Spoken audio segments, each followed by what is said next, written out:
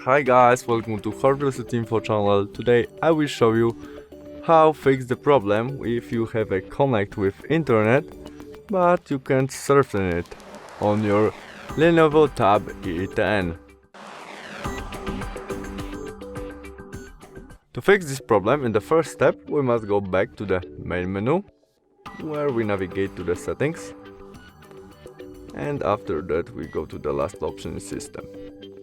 Now date and time, and there we must switch on first option, automatic date and time, and after that we go back to the Google Chrome and it would work right now. Try to search something and it is working right now. That's all. Thanks for watching. Bye.